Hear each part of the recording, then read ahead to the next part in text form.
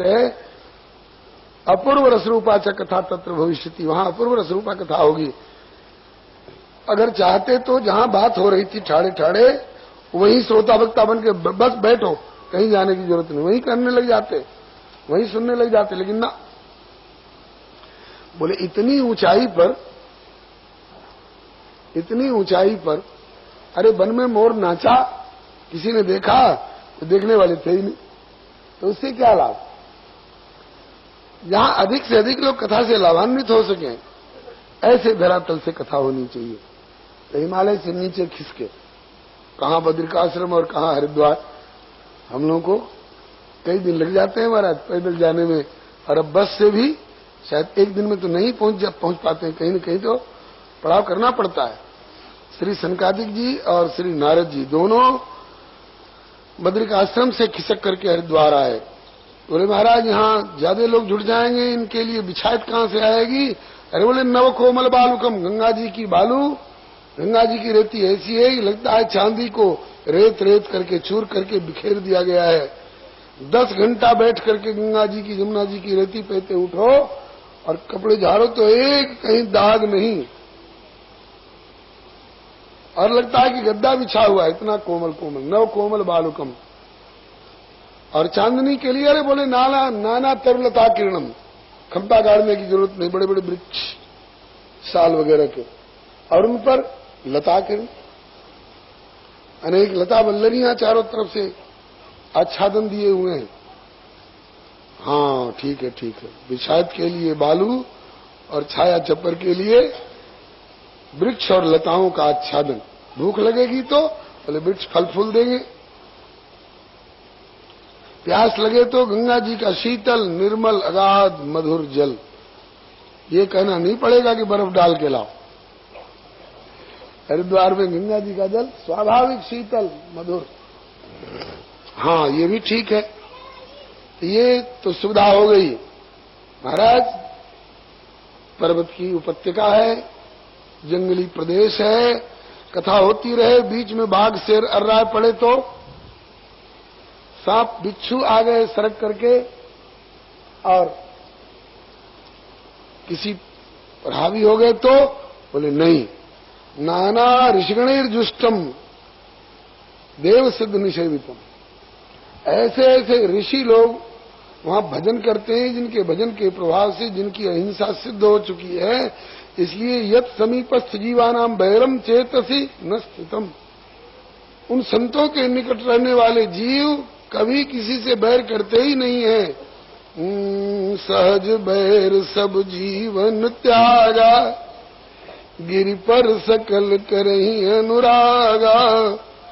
दूसरी जगह अगर सांप चूहा को देख ले तो उसको निगल जाए, और इन ऋषियों के आश्रम पर सांप फण काढ़े यूं खड़ा झूम रहा है और चूहा उसके मस्तक पर नाच रहा, कोई डर नहीं। बाघ भक्त बकरी एक घाट पर पानी पीते हैं। हमने ये दृश्य अभी भी अपनी आंख से देखे हैं। करह जैसे सिद्ध स्थल पर वैसे बिलैया और कुतिया में कोई तालमेल नहीं है। बिलैया को देखे तो कुतिया झपट्टा मारती है, लेकिन हमने देखा है, श्री हरिदास जी विराजमान इनने भी देखे हैं, अभी भी उसकी फोटोग्राफी है करह वाले बाबा के, कि कुतिया पौड़ी हुई है और बिलैया उसके थन में लग के दूध पी रही है। हमने अपनी आंख से देखे हैं साहब। जहां सिद्ध संतों का ये अहिंसा सिद्ध व्यवहार होता है, वहां पर कर के हरि कपिकोल कुरंगा, विगत बैर बिचरहि सब संगा। इसलिए यत समीपस्थ जीवानाम बैरम चेतस न स्थितम। अरे बोले ठीक है बहुत बढ़िया, चलिए चलिए, कथा के लिए आए हरिद्वार में, और श्री नारद जी श्रोता बने, मुख्य श्रोता, और श्री सनकादिक जी प्रवक्ता हुए। और जहां से चले वहीं से हल्ला मचाते चले, चलिए जो मिले चलिए, कथा होने जा रही है, चलिए कथा होने जा रही है। और कहां तक हल्ला मचा? बोले भूर लोके देव लोके ब्रह्म लोके थैव च ब्रह्मलोक तक हल्ला मच गया। अब तो इस कथा का इतना हल्ला मचा कि धावंतोप्यायु सर्वे, दौड़ दौड़ करके आने लग गए। कौन कौन? बोले प्रथमम ये च वैष्णवाः, जो भगवत परायण महानुभाव थे वे दौड़ दौड़ कर आने लग गए। पूछा गया कि दौड़ दौड़ के क्यों जा रहे हैं, धीरे धीरे जाओ। कहा कि धीरे धीरे जाएंगे और आधा घंटा पीछे पहुंचेंगे, इतनी देर में जितनी कथा निकल जाएगी उतने से वंचित रहना पड़ेगा। तो एक भी अध्याय, एक भी श्लोक कथा छूटने न पावे, इसलिए धावंतोप्यायु सर्वे प्रथम ये च वैष्णवाः। और अकेले दुकेले नहीं जा रहे हैं। हाँ, कोई तो कहते हैं कि ना चाहिए मोह पार परोसिन, अरे मैं तो इकली दुकली जाऊं मेरी भी ना माने मेरो बनो। अरे यहाँ कहते हैं इकली दुकली नहीं, बोले कि अगर विरक्त महानुभाव हैं तो शिष्य प्रशिष्यों के साथ, गृहस्थ महानुभाव हैं तो स्वस्त्री विरायुति प्रणयन युक्ता, स्त्री और पुत्र पौत्रों के साथ सब चलो, सब चलो। अरे सब चलेंगे तो ये घर की रखवाली कौन करेगा, आश्रम की देखभाल कौन करेगा? कहा कि आश्रम राम भरोसे। अरे तुम रह जाओ, देखा भाली करियो। कहा कि को कह रहन कहिए नहीं काहू, को न चही जग जीवन लाहू। जीवन का लाभ क्यों? सारी बातें एक जगह नहीं मिलती हैं जी। जैसे असंजोग यहां जुटा हुआ है, श्रीमद् भागवत जैसी कथा, हरिद्वार जैसा स्थान, सनकादिक सरीखे प्रवक्ता, नारद जी जैसे श्रोता, और लक्ष्य भक्ति ज्ञान वैराग्य की तुष्टि पुष्टि प्रतिष्ठा और जीव मात्र का कल्याण। ये सारी बातें एक जगह कहाँ मिलती हैं? ऐसा सो अवसर बार बार नहीं आता। इसलिए अवसर से लाभ उठाओ और उठाने दो सबको। समय लाभ सम लाभ नहीं, समय चूक सम चूक, चतुरन के खटखट सदा समय चूक की हुक। अवसर कौड़ी चूक गए तो बहुर दिए क्या लाख, दूज न चंदा देखिए तो क्या देखे भरी पाख। ये अवसर बार बार नहीं आता, इसलिए सबको चलने दो। आए, कौन कौन आए? उनके नाम दिए गए हैं। ये स्वयं प्रवक्ता लोग हैं, भगवान को भी कथा सुनाने वाले। भृगुर्वशिष्ठश्च वनश्च गौतमो, मेधातिथिर्देवल देवरातो रामस्तथागाधुतशाकलो मृकंड पुत्रात् प्रियपिप्पलादा, योगेश्वरौ व्यास पराशरौ च छाया सुकोजा जलिजन्म मुख्या सर्वेप्यमी मुनिगणा सहपुत्र शिष्या स्वस्त्री विराय वृत्ति प्रणयन युक्ता। सहपुत्र शिष्या स्वस्त्री विराय वृत्ति प्रणयन युक्ता, स्त्री पुत्रों के साथ शिष्यों के साथ सब चलो। ये ऋषि लोग आए सो आए महाराज। वेदांतांच वेदाश्च, वेद आए, वेदांत आए, मंत्र आए, तंत्र आए, मूर्तिमान हो करके आए।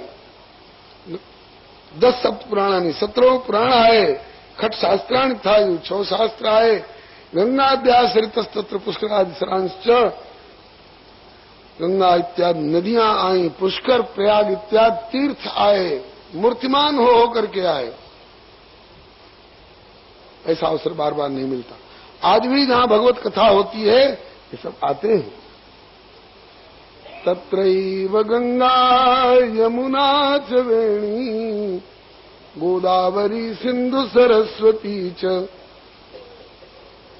सर्वाणि तीर्थानि वसन्ति तत्र, यत्राच्युतोदार कथा प्रसंग। अत्यंत उदार अच्युत भगवान का कथा का प्रसंग जहां चल रहा है वहां सब आते हैं। आए श्री सूरदास जी महाराज ने इसी श्लोक का भाव सूरसागर में कई जगह अध्याय और स्कंद के प्रारंभिक भाग में बार बार उद्घोष किया है। हरि हरि हरि हरि सुमिरण करो, हरि चरणार बिंदुर धरो। हरि की कथा होती है जहाँ, गंगा हूँ चली आवे तवा, यमुना सिंधु सरस्वती आवे, गोदावरी विलंब न लावे। सर्व तीर्थ को वासो तहाँ, कहाँ? बोले सूर हरि कथा होत है जहाँ। सूरदास जी कहते हैं कि अद्यावधि जहां जहां भगवान की कथा होती है वहां वहां सर्व तीर्थ को वास होता है, सभी तीर्थों का वहां पर निवास होता है। खैर अभी तो आप श्री वृंदावन धाम में हैं, यहाँ की कौन कहे। अरे गए गुजरे अंग बंग कलिंगेशु कीकटे मागधेशु च, जहाँ की तीर्थ यात्रा बिना गत्ता प्रायश्चित्तम समाचरेत अथवा पुनः संस्कार मरहती, ऐसे ऐसे निषिद्ध क्षेत्रों में भी यदि कथा प्रारंभ हो जाए तो सर्वाणि तीर्थानि वसंति तत्र, सारे तीर्थ वहां पहुंचेंगे। और उस क्षेत्र में से कोई ऐसा व्यक्ति आकर के बैठ गया जो कभी भी किसी क्षेत्र में किसी तीर्थ में जाने के लिए न तो उसके पास पांव में ताकत रही, न कमर में पैसे की ताकत रही, नहीं जा पाया। लेकिन कथा आद्योपांत सुनिए श्रीमद् भागवत की, चाहे रामायण की, चाहे श्री भक्तमाल इत्यादि इन भगवदीय ग्रंथों की, और उससे फिर कोई पूछे कि आप कौन कौन तीर्थ गए हैं, तो उसे ये नहीं कहना चाहिए कि हम अभी किसी तीर्थ नहीं गए हैं, उसे कहना चाहिए कि मैं सब तीर्थ कर आया हूं, सब तीर्थ कर आया हूं। कितना खर्च लगा? बोले खर्च कुछ नहीं लगा, बोले घर से 10 कदम पर कथा हो रही थी, चले गए। अरे कहीं रेल मोटर से गए नहीं, पैसा खर्च हुआ नहीं, तो सब तीर्थ कैसे कर आए? अरे कहा कि मैं एक ऐसे तीर्थ में गया था जहां सर्वाणि तीर्थानि वसंति तत्र, जहां सभी तीर्थ विद्यमान थे, जहां सभी तीर्थ विद्यमान थे। कौन तीर्थ है? बोले कथा तीर्थ। तो कथा तीर्थ में सब तीर्थ विद्यमान थे और अब कथा तीर्थ में हुआ है, तो सब तीर्थ हुआ है कि नहीं हुआ? बोलो वृंदावन बिहारी लाल की। कथा तीर्थ में आने वाला सब तीर्थ कर लिया। भगवान नाम सरिता में अवगाहन करने वाला, नाम लिया जिन सब किया जोग यज्ञ आचार, जप तप तीर्थ पर सुधर सबे नाम की लाभ। अब कथा का शुभारंभ हुआ, ये था योग्य। एक तरफ में देवता लोग, एक तरफ में ऋषि लोग, एक तरफ में माताएं बहनें, एक तरफ में भाई लोग, यथा योग स्थान मिला। कथा का शुभारंभ हुआ। श्री सनकादिक जी कहने लग गए, अथते वर्णते स्माभिर महिमा सुख शास्त्रजा यस्य श्रवण मात्रेण मुक्ति करतले स्थिता। पहले श्लोक में तो कहा कि हम श्री सुख शास्त्र, श्री सुखदेव जी के द्वारा गाया हुआ शास्त्र श्रीमद् भागवत सुना रहे हैं, जिनके श्रवण मात्र से मुक्ति तो मुट्ठी में, मुक्ति करतले स्थिता। अब बहुत लोग मुक्ति का नाम सुनकर के नाक बहुत सिकोड़ने लग जाते हैं, हमें मुक्ति से क्या लेना देना, ये कथा केवल मुक्ति दिलाती। अरे नहीं साहब, अभी आगे भी सुनिए। बोले कि सदा सेव्या श्रीमद् भागवती कथा यस्या श्रवण मात्रेण हरिश्चित्तम समाश्रे। ये तो चाहते हो ना भगवान हृदय में आकर के गिरफ्तार हो जाए। बंध गया मुझसे जाति न तोरी, मित्र ऐसी है ये प्रेम डोरी। मुझको महलों के व्यंजन न भाए, देर भिलनी के मुख से सराहे। प्रेम से लाई जो भर के झोरी, है गरीबों की ये प्रेम डोरी। जिसने लंका में डंका बजाया, आके यशोदा के आंगन बंधाया। पीछे लटके थे उखल कमोरी, ऐसी ताकत भरी प्रेम डोरी। श्रीमद् भागवत की कथा में ये क्षमता है कि हरि जहां कहीं भी हो उनको गिरफ्तार करके लाके हृदय रूपी कारागार में बंद कर देती है। कथा सुनने वाले के हृदय में आकर के भगवान गिरफ्तार हो जाते हैं, जा नहीं सकते। यस्या श्रवण मात्रेण हरिश्चित्तम समाश्रयेत। इस प्रकार से कहते हैं कि तावत संसार चक्रेस्मिन् भ्रमते ज्ञान तपमान यावत कर्णगता नास्ति सुख शास्त्र कथा क्षणम। तभी तक प्राणी संसार भवपथ में भटकता रहता है। मानवो भव, दानवो भव, शुक्रो भव, कुकरो भव, कीटो भव, पतंगो भव। ये संसार में तभी तक प्राणी संसरणशील रहता है, भटकता रहता है अनेक योनियों में। पुनरपि जननम पुनरपि मरणम पुनरपि जननी जठरे शयनम। कब तक? बोले यावत कर्ण गता नास्ति सुख शास्त्र कथा क्षणम। श्री सुखदेव जी की वाणी जब तक कान में नहीं गई है। इसलिए श्रीमद् भागवत की कथा का नित्य सतत सेवन करना। जिस घर में श्रीमद् भागवत की कथा नित्य होती हो तद्विहम तीर्थरूपम ही वस्ताम पापनाशनम। परम तीर्थ स्वरूप वह घर है। अरे नहीं भी कथा होती हो, कम से कम श्रीमद् भागवत जी पधरे हुए भी हो, इनकी धूप आरती भी होती रहती हो, तो उस घर की महिमा तो साक्षात वैकुंठ के समान घर है। इस प्रकार से फिर आगे कहते हैं कि देखो जंगल में साधारण साधारण गीदड़ सरीखे वन्य प्राणी भी चें पे करते फिरते हैं, लेकिन कब तक? जब तक सिंह का गर्जन नहीं होता है। सिंह का गर्जन हुआ हो सब, फिर किसी की हिम्मत नहीं जो दो शब्द मुंह से निकाल दे। इसी तरह से श्रीमद् भागवत का सिंह गर्जन जब तक नहीं हुआ है तभी तक जीवन में पाप ताप कलेश कलुष इत्यादि ये चेपे करते रहते हैं, छोटे मोटे जंगली जानवरों की तरह। और श्रीमद् भागवत रूपी सिंह का जो गर्जन हुआ इसके बाद कोई भी पाप ताप नहीं रह सकता है जीवन में। इस प्रकार से श्रीमद् भागवत का महात्म्य अभी कह रहे थे श्री सनकादिक जी।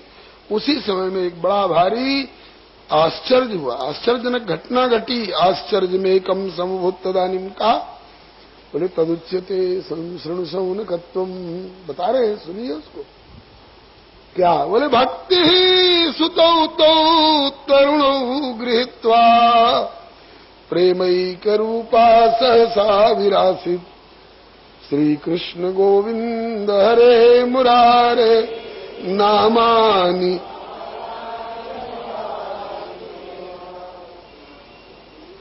श्री हरे नमः नामे नाथेति नामानि मुहुर्वदन्ति। मन में हो तो गा लीजिए। श्री कृष्ण गोविंद हरे मुरारे हे नाथ नारायण वासुदेव।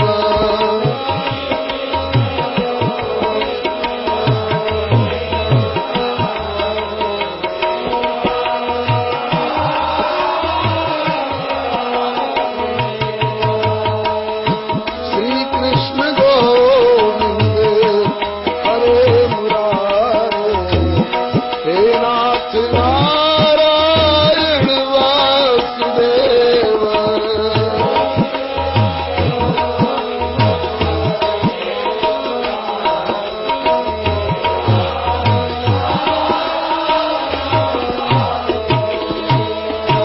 हे नाथ नारायण वासुदेव। हे नाथ नारायण वासुदेव।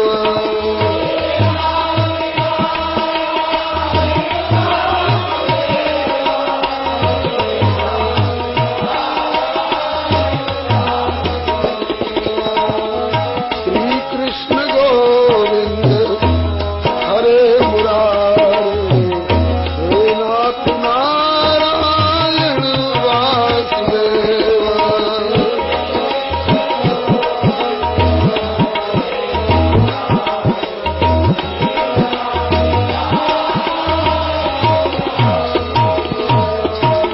श्री कृष्ण गोविंद हरे मुरारे हे नाथ नारायण वासुदेव।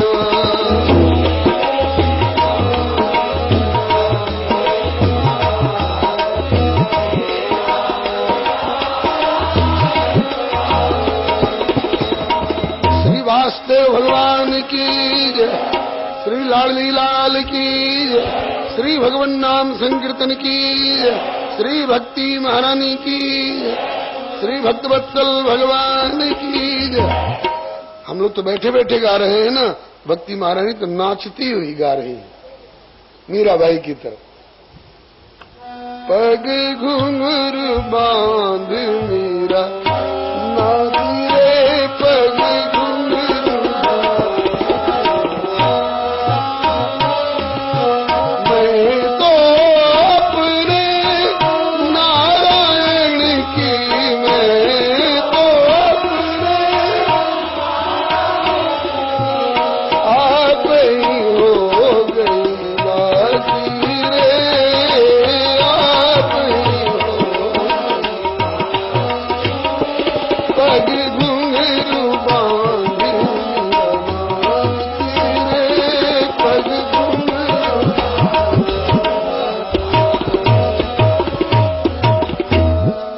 नृत्य करती हुई श्रीमन महाप्रभु गौरांग देव जी की तरह, श्री सुतीक्षण जी की तरह कबहू के नृत्य करे गुण गाई।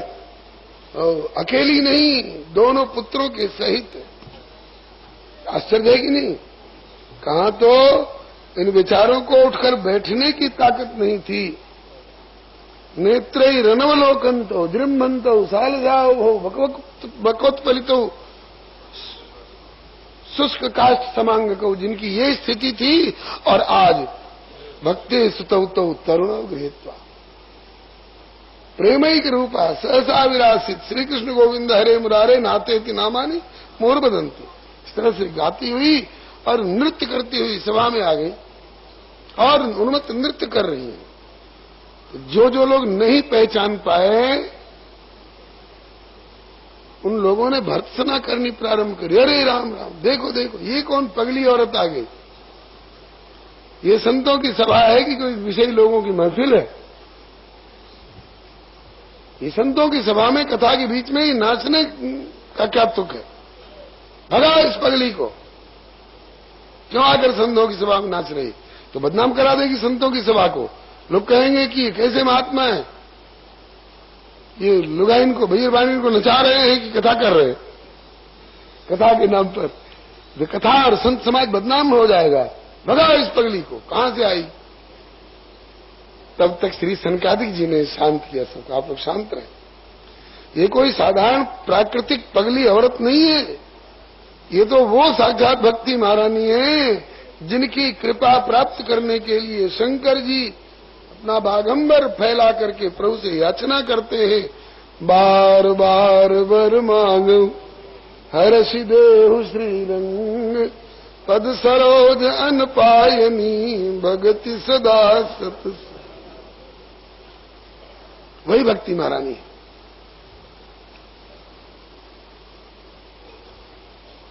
अब तो जिन जिन को मालूम हुआ कि ये भक्ति महारानी है और हमने बिना पहचाने इनको पगली औरत कह के फटकार दिया, भर्त्सना की, ओ तो सिटपिटा गए, सकचा गए। रे राम राम, तो बड़ी भूल हुई। बिना जाने पहचाने किसी को अपने मन से कुछ गुणा भाग करके हिसाब नहीं लगा लेना चाहिए। क्षमा याचना करने लगे। हे भक्ति महारानी क्षमा करना, आप तो प्रभु की प्राण वल्लभा हो। पुनि रघुवीर ही भगति प्यारी, तुम तो भक्ति प्रिया तस्य सततम प्राण तो अधिका। भक्ति माने श्री जी, भक्ति माने श्री किशोरी जी। सीता लखन समेत प्रभु राजत पर्ण कुटीर। कैसे लगते हैं? बोले भगति ज्ञान वैराग्य जन सोहत धरे शरीर। भक्ति माने श्री जी, भक्ति माने प्रिया जी प्रभु की। तुम तो भक्ति प्रिया तस्य सप्तम प्राण तो अधिका। और ऐसी भक्ति महारानी को हम लोगों ने भर्त्सना की, फटकारा, पगली औरत कह करके इनका अपमान किया। हे माता क्षमा करना, और एक कृपा की दृष्टि मेरे ऊपर भी डाल दो, जिससे कि मेरी कुटिया में भी भगवान ऐसे ही आ जाए जैसे शबरी की कुटिया में पधार। तुम कृपा कर देती हो तो तया हूतस्तु भगवान यात नीच गृहेश्वपी। भक्ति महारानी काहे को किसी की भर्त्सना का दुख मानेंगी? हाँ। फिर श्री भक्ति महारानी ने सनकादिक व्यास गद्दी पर विराजमान, व्यासासन पर विराजमान श्री सनकादिक जी से जिज्ञासा की, भगवान भवद्भिरद्यैव कृतास्मि पुष्टा कलिप्रणष्टापि कथा रसेन क्वाहं तित्तु तिष्ठाम्यधुना ब्रुवन्तु ब्राह्मायुधं ताम गिरमुचिरेते। देख रही हूं सब तरह के लोग अपने अपने स्थान पर विराजमान हैं। एक तरफ देवता लोग हैं, एक तरफ में ऋषि लोग हैं, एक तरफ में माताएं बहनें, एक तरफ में भाई लोग हैं। मेरे लिए भी जगह बताइए, मैं कहां बैठूं? हाँ, सबको सब जगह नहीं बिठाया जा सकता है। यथा योग्य आसन चाहिए। मुनि सोच पाहुन बड़ न्योता, तस पूजा चाहिए जस देवता। मुंह देख के बीरा और देह देख के पीड़ा। कोई कोई ऐसे होते हैं कि रिक्शा वाले इनकार कर देते, साहब आपको हम नहीं बिठाए, हमारा रिक्शा जो है तो बैठ जाएगा। और ऐसे व्यक्ति को इतना छोटा सा पीड़ा दे दीजिए तो कैसे बेचारे गुजारा हो। तो जैसे देवता ऐसा आसन हमारे लिए जगह बताइए। श्री सनकादिक जी ने इतनी बढ़िया जगह बताई। बोले कि भक्तेषु गोविंद स्वरूप कर्त्री प्रेमैक धर्त्री भवरोग हंत्री सात्वं च तिष्ठस्व सुधैर्य संश्रया निरंतरम वैष्णव मानसानी। भक्तों को गोविंद का सारूप्य प्रदान करने वाले प्रेम, एकमात्र प्रेम ही प्रेम स्वरूप तथा तो भक्तिम व्याख्यास्यामः सा त्वस्मिन् परम प्रेम स्वरूपा सुख स्वरूपा अमृत स्वरूपाच्च। ऐसी सा न कामयमाना निरोध रूपत्वात् निरोधस्थ लोक वेद व्यापार न्यास। तो ऐसी जो श्री भक्ति महारानी है, भक्तेश गोविंद स्वरूप कर्त्री प्रेमैक धर्त्री भवरोग हंत्री, भवरोग का समापन कर देने वाली है। हे भक्ति महारानी, आपको जगह बताई जा रही है। सात्वम च तिष्ठस्व सुधैर्य संश्रया निरंतरम वैष्णव मानसानी। वैष्णवों के हृदय कमल के समान खिले हुए होते हैं। वैष्णवों के हृदय में जो विष्णु परायण भगवत परायण महानुभाव होते हैं, उनके हृदय रूपी कमल में क्रोध की आंच नहीं लगती है। क्रोध होता ही नहीं उनके हृदय में। काम की कीचड़ गंदगी नहीं होती है। लोभ का दलदल नहीं होता है। लोभ का अंधड़ तूफान नहीं होता है भक्तों के हृदय में। इसलिए वहीं भक्तों के वैष्णवों के हृदय रूपी कमल में विराजमान होकर वहीं बैठ के सुनो। ये स्थान कैसा है? बलिहारी भगवान का स्थान है। जहां भगवान के लिए स्थान है वहीं भक्ति के लिए भी स्थान है। और जहां भक्ति महारानी आसन लगाती है वहीं भगवान भी आसन लगाते हैं। अन्याभिलाषिता शून्यम ज्ञान कर्माद्यनावृतम आनुकूल्येन कृष्णानुशीलनम भक्तिरुत्तमा। हम लोग 6 घंटा 4 घंटा 8 घंटा किसी दफ्तर का, दुकान का, खेत का कार्यभार संभालते संभालते थक जाते हैं। लौट के घर आते हैं, फिर कहते हैं कि यार कुछ खिला पिला दो और कहीं शांत एकांत स्थान में थोड़ा विश्राम कर लें। हम 6 घंटा काम करते हैं तो थक जाते हैं और शांत एकांत स्थान खोजते हैं विश्राम के लिए। कोई छेड़े नहीं, कोई जगावे नहीं। और सारी सृष्टि का कार्यकलाप हम संभालते संभालते ठाकुर को थकावट होती है कि नहीं? ठाकुर को भी थकावट होती है। इनको भी विश्राम की जरूरत होती है। हरन सकल श्रम प्रभु श्रम पाई गए जहां शीतल यमराई। विश्राम की जगह खोजते हैं। वैकुंठ में कर लेते होंगे विश्राम। वैकुंठ में कैसे विश्राम होगा? वहां तो गजराज पुकारते हैं, दौड़ो प्रभु बचाओ प्रभु। तो कहां चैन लेने देते हैं भगत लोग? द्वारका में कर लेते होंगे विश्राम। बोले वह द्रौपदी पुकारती है, दीन दुखी हम बनवासी तुम दीन बंधु कहलाते जी। अघट घटाए घटन बिगटा के बिगड़े काम बनाते जी। शेष भक्त काज लगी शेषासन और गरुड़ासन बिसराते जी। प्रभु जल्द पधारो नहीं तो नहाए धोए दुर्वासा होंगे आते। न खाने देते हैं न सोने देते हैं ये भगत लोग अपनी अर्ज कर, तब कहाँ चैन मिलेगा, कहाँ विश्राम मिलेगा? तो बोले कहीं जगह मिली, बोले कि मैंने ढूंढ लिया जहां मुझे सतत विश्राम मिलता है। वो कौन जगह है? वही जो श्री सनकादिक जी ने भक्ति महारानी को बताया।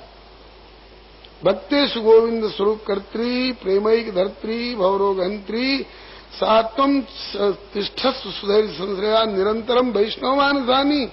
इसी को प्रकारांतर से भाषांतर में दोहे में श्री रघुनाथ जी कहते हैं, बोले कि बचन कर्म मन मोरी गति, जो भजन करही निष्काम, तिनके हृदय कमल मोह करऊं सतत विश्राम।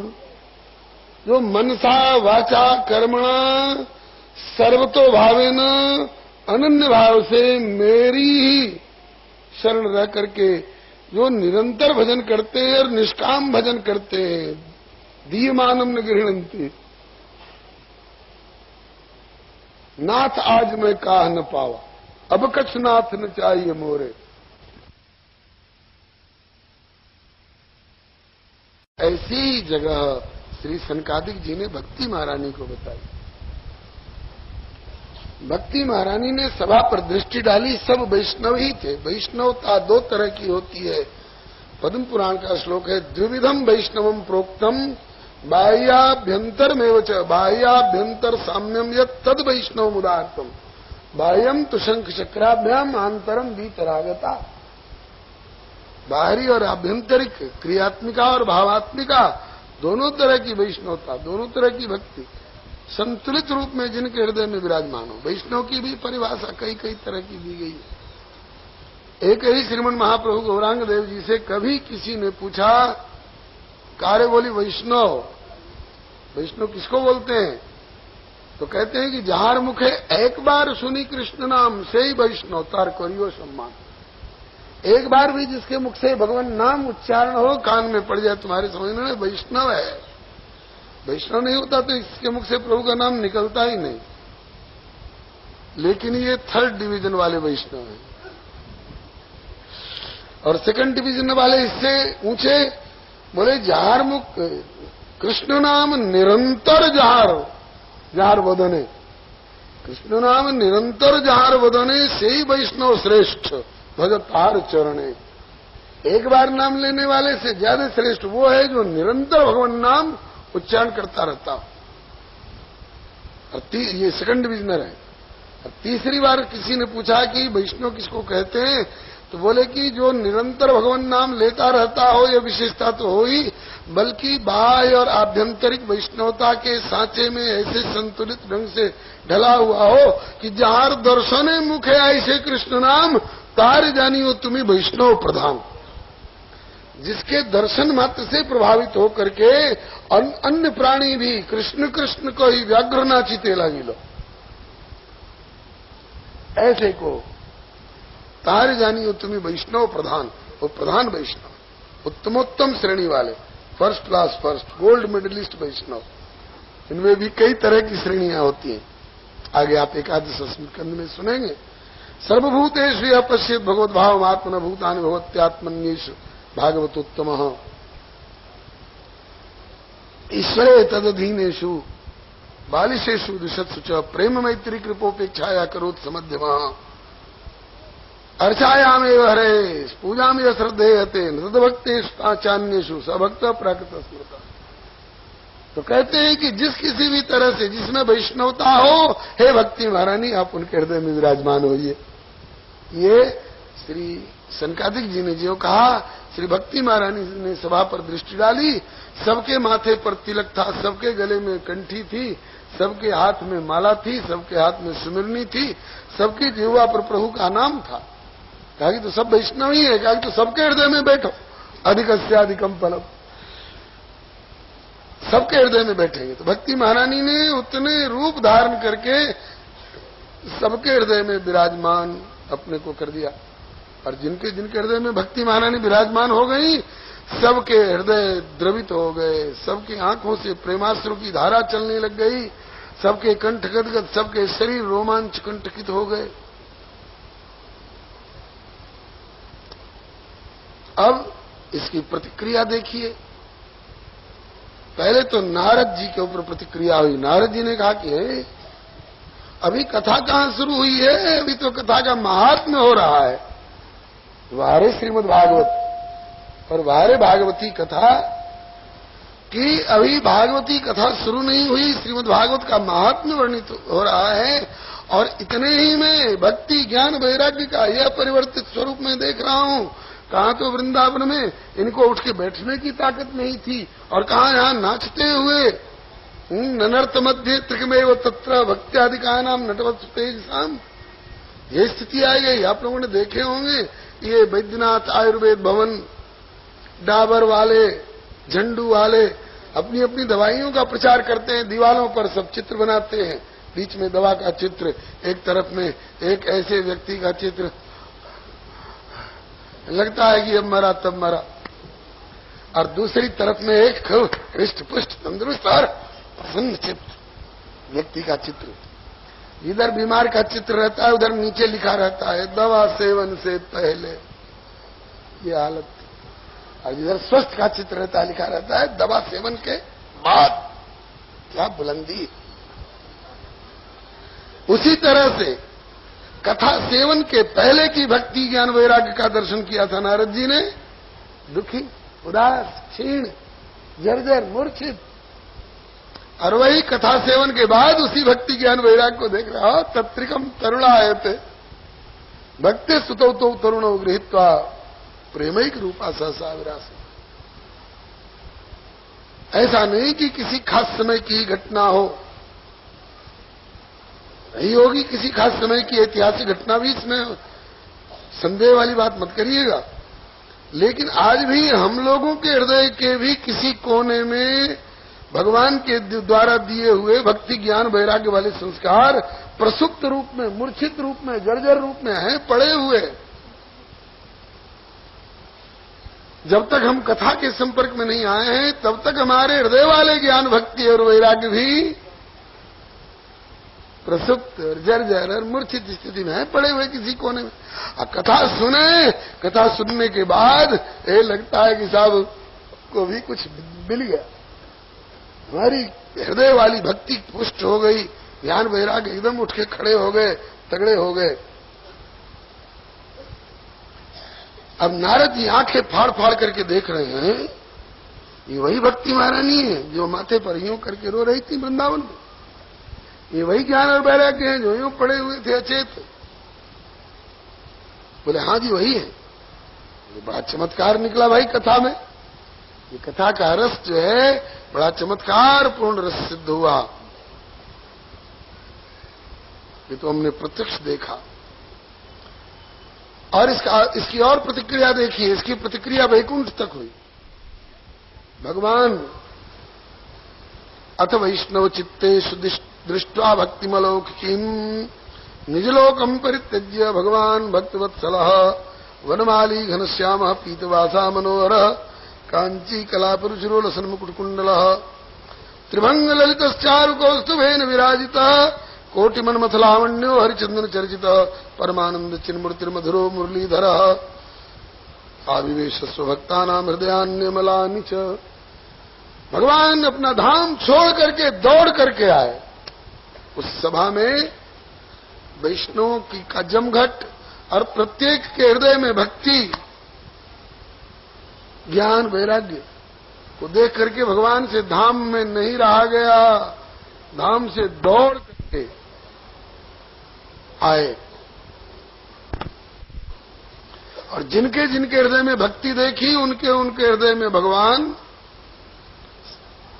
अंतर्जामी रूप से तो पहले से भी थे, लेकिन अब तो सगुण साकार होकर के और प्रत्यक्ष विराजमान हो गए भक्ति महारानी के साथ गलबैया दे करके। एक बार हमरे राम अयोध्या जा रहे थे, रास्ते में कहीं किसी स्टेशन पर गाड़ी बदलनी पड़ गई। वहां स्टेशन पर प्लेटफार्म पर बेंच पर बैठे हुए थे, एक सज्जन आए और मेरे पास बेंच पर बैठते हुए, मैं भी यहां बैठ जाऊंगा, बैठिए साहब। बोले कि आपको कहां जाना है? उन्होंने पूछा। हमने कहा श्री अवध। उन्होंने पूछा श्री अवध कहां है? हमको आश्चर्य हुआ कि श्री अवध का निकटवर्ती व्यक्ति पूछ रहा है अवध कहां है। इसका मतलब कि ये भौगोलिक धरातल से नहीं पूछ रहा है, किसी और धरातल से पूछ रहा। मैंने कहा कि अवध ताज राम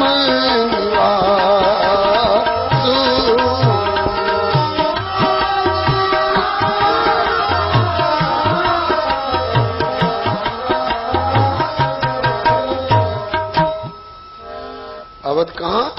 अरे अवध वहां जहां राम जी का निवास है। आपका प्रश्न ऐसा ही है, दिन कहां? बोले तहीं दिवस जहानु प्रकाश।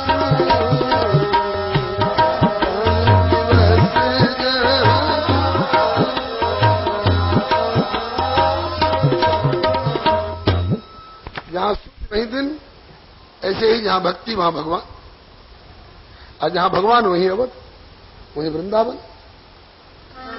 ध्यान घन श्याम का दीवाना बना देता है, बाग दुनिया को भी वीराना बना देता है। समाए इश्क ने ओ दिल मेरा किया रोशन, समाए इश्क नहीं हो दिल मेरा किया रोशन, दिनों दुनिया को भी परवाना बना देता है, दिनों दुनिया को भी परवाना। अरे यार यहाँ क्या पड़े हो, चलो देखो कैसा मरकरी ट्यूबलाइट और झाड़ फानूस सजावट हो रही है, तो क्या यहाँ अकेले में पड़े? तुम जाओ। आप नहीं जाओगे? काम नहीं जाते। क्यों नहीं जाओगे? बोले कि बिहार सांवले सरकार का मेरे दिल को ही,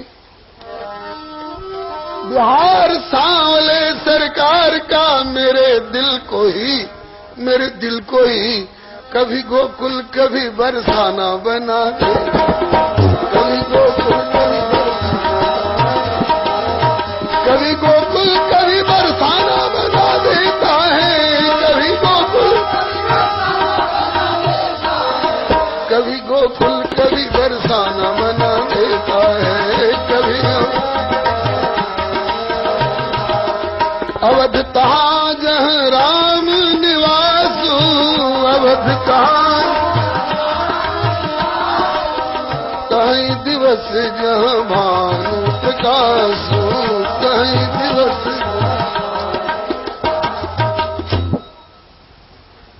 अथ वैष्णव चित्तेश दृष्टा भक्तिमलौक्यम।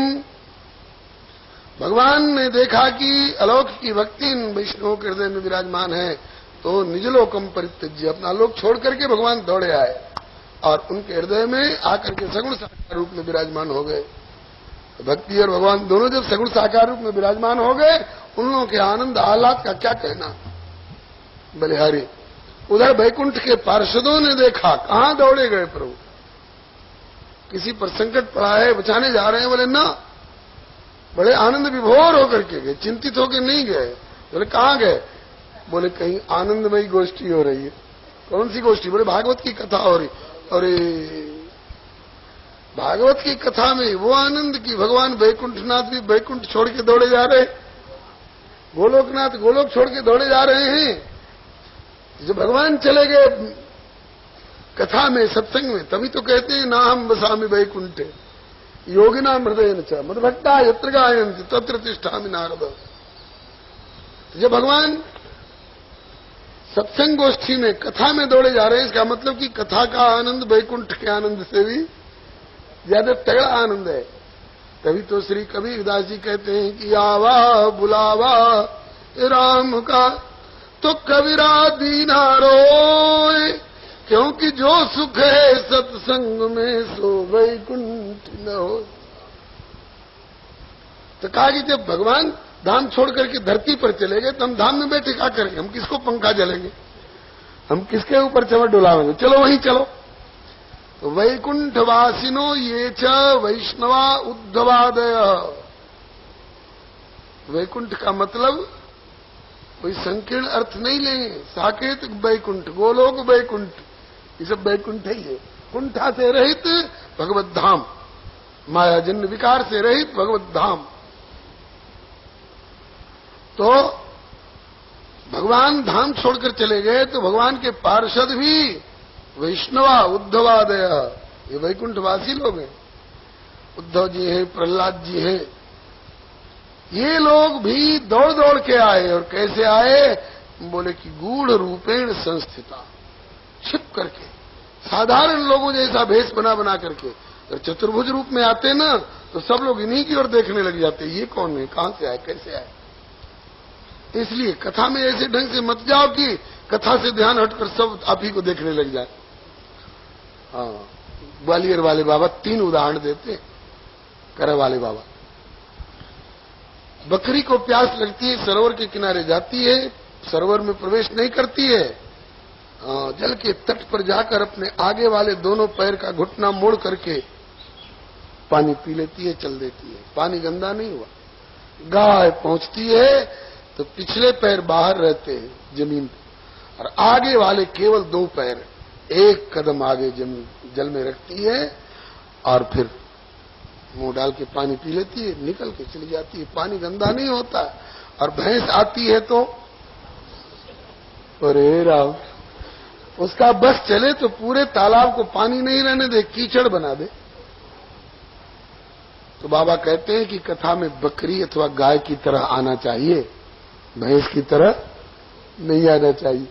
ये नहीं कि आए सबसे पीछे और बैठेंगे सबसे आगे, इनको लांघते और उनको कुचलते और उनको अपमानित करते, नहीं। हो सकता है इनमें कहीं हनुमान जी बैठे हो, कहीं प्रहलाद जी बैठे हो, कहीं उद्धव बैठे हो, इनमें कहीं लक्ष्मी, कहीं सरस्वती, कहीं पार्वती बैठी आती है, किसी का अपमान न हो जाए, इसलिए गूढ़ रूपेण संस्थिता। शंकर जी भी जाते हैं कथा सुनने के लिए नीलगिरी पर्वत पर, वहां पक्षियों का समाज होता है, सुने सकल मति विमल मराला। इसलिए शंकर भगवान कहते हैं कि मैं डमरू त्रिशूल लेकर नहीं जाऊंगा कथा सुनने के लिए।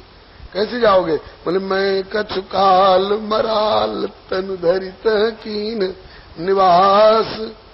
भले महामहिम ईश्वर है, लेकिन हम पक्षी का रूप धर करके उनके समाज से कोई पहचानने न पावे, किसी का ध्यान कथा से हटकर मेरी और आकृष्ट न होने पावे। इसलिए तत्कथा श्रवणार्थम से गूढ़ रूपेण संस्थिता। जय जयकार मच गया। बोलो भक्तवत्सल भगवान की जय, श्री भक्ति महारानी की जय। नारद जी ने कहा कि ओहो, मेरा कथा का आयोजन करना सचमुच में सफल हो गया। एतदर्थम तो सत्कर्म सुरर्षे तुम समाचार, वो काम सफल हो गया। जय श्री राम, हो गया काम। बोलो भक्तवत्सल भगवान की। हो गया ना काम। क्या काम था, यही काम था। नारद जी ने कहा था कि आपके दोनों पुत्रों की कमजोरी, बुढ़ापा और मूर्छा सब दूर होगी, और दोनों पुत्रों सहित आपकी घर घर में और व्यक्ति व्यक्ति के हृदय में प्रतिष्ठा करूंगा। हुआ कि नहीं? हो गया। आज तक होता चला आ रहा है। ये नारद जी का संकल्प पूरा हो रहा है। मानो कलयुगी इतिहासांतर्गत वह दिन आया था, जब हरिजन की कौन कहे विमुखों ने हरि गुण गाया था। जब श्री रामानंद कबीर सूर तुलसी का आविर्भाव हुआ, श्रीहित हरिवंश चंद्रकृत हरिभक्ति का प्रकट प्रभाव हुआ। श्री रामानुज शंकराचार्य ने भक्ति हेतु तन धारा था। यहाँ तक कि श्री कृष्ण चंद्र ने गौरचंद्र बन भक्ति सुजस विस्तारा था। श्री समर्थ गुरु रामदास रैदास दीवानी मीरा जी, नरसी नानक नाम देव ने भक्ति कीर्ति कर दी ताजी। इस प्रकार मुनि नारद की हो गई सत्य श्री मुखबानी। ये नारद बाबा का संकल्प है। रद्द कैसे हो जाएगा? आज उन समस्त सभा के श्रोताओं को भक्ति और भगवान की उपलब्धि देख करके और इनकी दशा देख करके नारद जी बहुत प्रसन्न हुए। मेरा कथा का आयोजन करना सफल हुआ। लेकिन तुरंत एक और प्रश्न कर बैठे, एक और तरफ ध्यान चला गया। कहने लग गए कि भगवान, आज तो मैंने अलौकिकोयम महिमा मुनीश्वरा सप्ताह जन्योद्य विलोकितो मया मूढ़ा सठाये पशु पक्षिणोत्र सर्वे निष्पाप्तमा भवंती। यहाँ के वैष्णव मानव लोग जो हैं वो तो कृत्यता का अनुभव कर ही रहे हैं महाराज। यहाँ के पशु पक्षी भी हमको तो कृतकृत्य जैसे लग रहे हैं। मानुष हो तो वही रस खान, बसों ब्रज गोकुल गांव की ग्वारन, जो पशु हो तो कहा बस मेरो चरो नित्यानंद की धेनु बजारम। वाहन हो तो वही गिर को तो धर्यो कर छत्र पुरंदर धारण, और जो खग हो तो बसेरो करो नित कालिंदी कूल कदम्ब की डारन। उर ऊपर नित रहूं लटकाए अपनी बनमाल का फूल बना दे, लहरें टकराती रहे जिससे वह पुण्य कालिंदी का कूल बना दे। कर कंज से थामे रहो जिसको उस वृक्ष कदम्ब का मूल बना दे। पद पंकज तेरे छुएंगे कभी, ब्रजराज मुझे ब्रज धूल बना दे। जहाँ भगवान की भक्ति, जहाँ भगवान के भक्त, जहाँ भगवान की कथा, वहाँ के मूढ़ा सठा ये पशु पक्षिणोत्र सर्वे निष्पापतमा भवंती। धन धन वृंदावन की चींटी, महाप्रसाद को किनका लेके जाए विले में बेटी। धन धन वृंदावन के कुकुर, पावे संत प्रसाद तो बैठ मोता के टुकुर टुकुर। मूढ़ा सठाये पशु पक्षिणोत्र सर्वे निष्पाप्तमा भवंती। तवदास सुखैक संगिनाम भवने स्वस्वपि कीत जन्म इतरा अवस्थे सुनाथ मास्मभूत अपि में जन्म चतुर्मुखा। नारद जी कह रहे हैं कि यहाँ के पशु पक्षियों की भी अलौकिकोयम महिमा मुनीश्वरा। देखी मैंने अलौकिक महिमा श्रीमद् भागवती कथा की। अब ध्यान नारद जी का गया उन लोगों पर जो कहीं ताश खेल रहे थे, जो शतरंज खेल रहे थे, जुआ खेल रहे थे, शराब पी करके सड़ी मोरी में पड़े हुए थे, कुत्ता पेशाब कर रहा था उनके मुंह पर, जो किसी की जेब पर थोड़ा इसका ध्यान उधर जाए तो यूं कर ले। ऐसे पापियों की ओर ध्यान गया नारद जी का। तो नारद जी पूछ बैठे कि भगवान, ये वैष्णव जो पहले से हैं भगवत परायण, इन लोगों को कथा से लाभान्वित होते तो मैंने देखा, लेकिन क्या जो पापी लोग हैं वो भी इस कथा से लाभ प्राप्त कर सकते हैं क्या? कर सकते हैं, लेकिन दूरे हरि कथा के चित दूरे चाचित कीर्तना। दूर रहेंगे तब नहीं, आवे मंडप लाभ लें। दूध फायदा करता है, घी फायदा करता है, ताकत देता है, फल और उसका जूस ताकत देता है, लेकिन फ्रिज में रख दें, ताला मार के अलमारी में बंद कर दें तो क्या हो? घी के पीपा को फायदा कर देगा? उसको पीना पड़ेगा और पचाना पड़ेगा। इसी तरह से श्रीमद् भागवत रस को पिए और पचावें तो महाराज पापियों को भी ये रस फायदा करता है, कल्याण करता है। कभी किसी पापी का कल्याण हुआ? और कैसे कैसे पापी शुद्ध हो सकते हैं? के विशुद्ध्यन्ते वदन्तु मह्यम सप्ताह यज्ञेन कथामयेन कृपाल फिर लोकहितम विचार्य प्रकाशतः कोपि नवीन मार्ग। आप जैसे कृपालुओं के द्वारा ये कोई नवीन मार्ग प्रकाशित कर दिया गया महाराज। कैसे कैसे पापी शुद्ध हो सकते हैं? तो पापियों की और पापों की एक सूची दे रहे हैं। केवल पढ़ दिया जाए श्लोक अर्थ स्पष्ट हो जाता है। बोले कि ये मानवा पाप कृतस्तु सर्वदा सदा दुराचार रता विमार्गगा क्रोधाग्निदग्धा कुटिलाश्च कामिनः ऐसे भी सप्ताह यज्ञेन कलौ पुनन्ति ते सत्येन हीनाः पितृमातृदूषकाः तृष्णा कुलाश्च श्रमधर्मवर्जिताः ये दाम्भिका मत्सरणोऽपि हिंसकाः सप्ताह यज्ञेन कलौ पुनन्ति ते पंचोकृतापाः छल छद्मकारिणः क्रूरा पिशाचा इव निर्दयाश्च ये ब्रह्मस्पुष्टा व्यभिचारकारिण सप्ताह यज्ञेन कलौ पुनन्ति ते। मतलब संसार के जे पातक उपपातक अहीं कर्म वचन मन भव कभी कहीं सारे के सारे पातक भी जिसने अपने जीवन में अकेले किए हों और पराकाष्ठा पर पहुंचा के किए हों, ऐसा भी कोई हो और वह भी कथा के आश्रय में आ जाए तो ये कथा भगवती उसको भी पवित्र करके भगवत धाम पहुंचा देती हैं, भगवान से मिला देती हैं। कभी ऐसे किसी पापी का कल्याण हुआ है? बोले कि धुंधकारी शरीक है पापी का जब कल्याण कर दिया इस कथा ने, तो साधारण लोगों की कौन कहे महाराज ये धुंधकारी कौन था, और सबसे बड़ा पापी कैसे साबित हुआ। तब अब आगे कथा बढ़ाते हैं। भारत के दक्षिणी भाग में तुंगभद्रा नाम की एक नदी है, उस नदी के किनारे बड़ा सुंदर नगर था।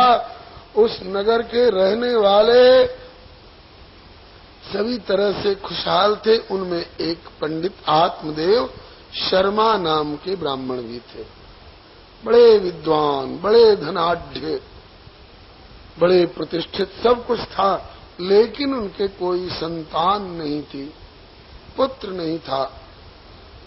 उनके तो पुत्र था ही नहीं, वो गैया पालते पोसते थे तो उनकी पाली पोसी गैया भी बंध्या रह जाती थी।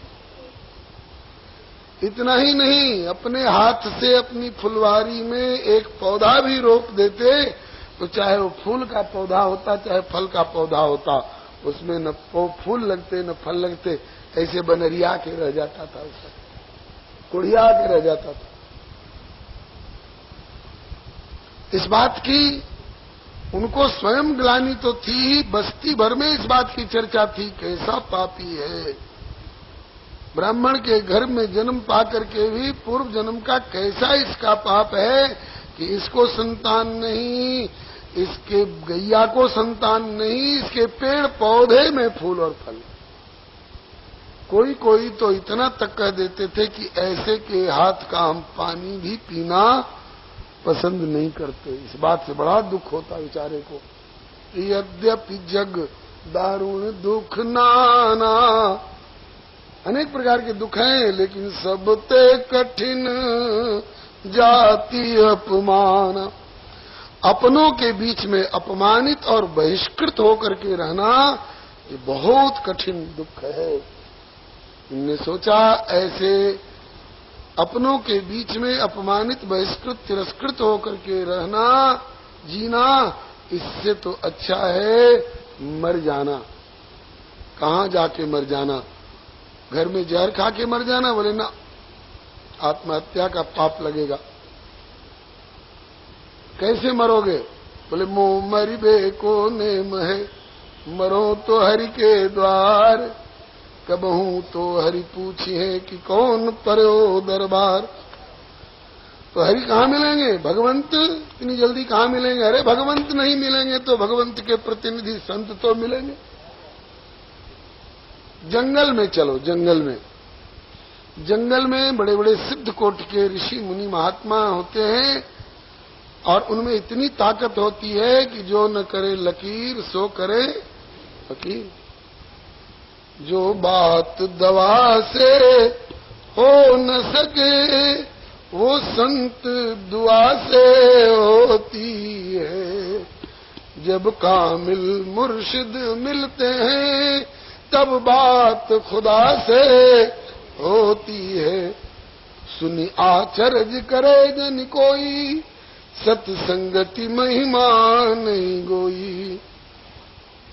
मति की रति गति भूति भलाई, जब जेहि जतन जहां जेहि पाई, सो जानब सत्संग प्रभाऊ, लोकं वेद ज्ञान उपाऊ।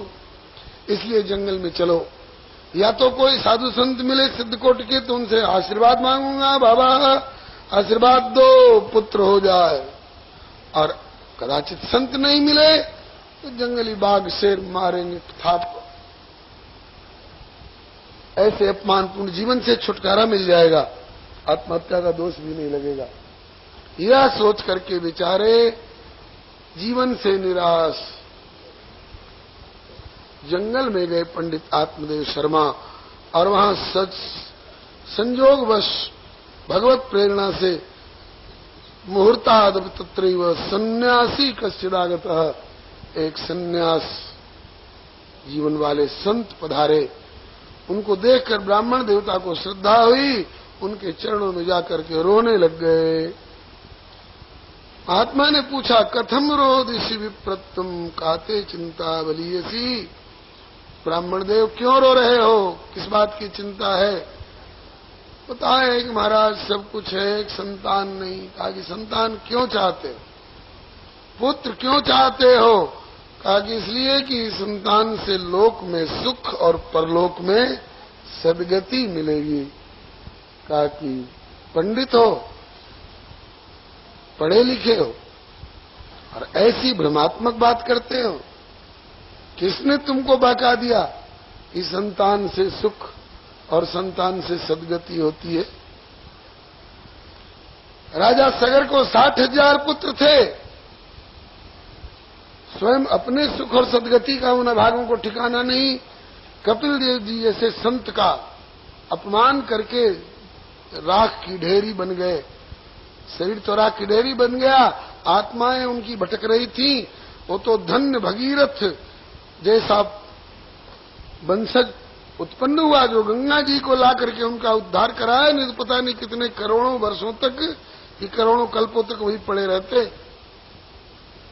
तो 60,000 पुत्रों से क्या सुख और क्या सद्गति बेचारे सगर को प्राप्त हो सकती थी।